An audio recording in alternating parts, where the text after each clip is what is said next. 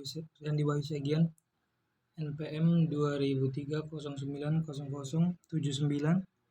Saya di sini akan menjelaskan sedikit tentang pendidikan di Indonesia.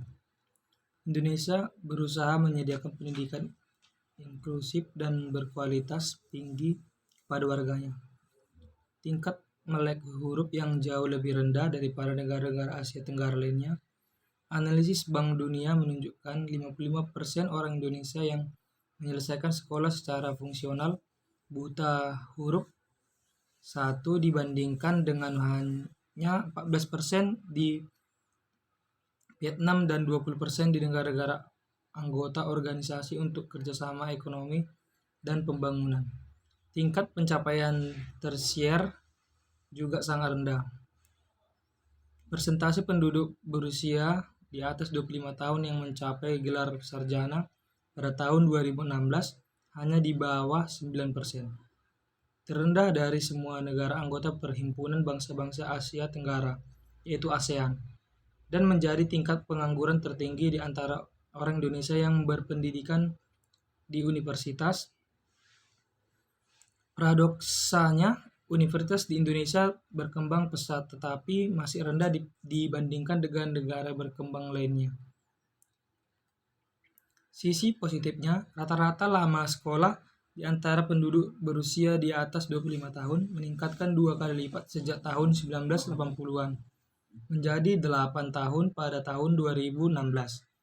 Rasio murid terhadap guru telah turun dari 25 menjadi 16 menjadi 1 pada pendidikan dasar antara tahun 2004 dan 2017. Rasio partisipasi kasar yaitu APK tersier melonjak 20% antara tahun 2004 dan 2017. Meskipun secara keseluruhan masih rendah, sekarang berada di 36,3% dibandingkan dengan 28,3% di Vietnam, 42% di Malaysia, dan 43% di Thailand. Sejak pertengahan 2000-an, Indonesia telah menerapkan berbagai informasi pendidikan, termasuk desentralisasi sebagai sistem sekolahnya, peningkatan standar pelatihan guru, dan peningkatan yang cukup besar dalam belanja pendidikan atau sebagian dari anggaran nasional. Namun belanja pendidikan publik sebagai persentase dari PDB telah mengalami stagnasi selama dekade terakhir dan tetapi jauh di bawah tingkat yang direkomendasikan untuk negara berkembang pada 3,6% dari PDB pada tahun 2015. Upaya yang lebih substansial akan diperlukan untuk mengatasi kelemahan struktural dalam sistem Indonesia dan membawanya ke standar negara-negara berkembang secara lain di kawasan ASEAN yang dinamis. Mobilitas pelajar keluar.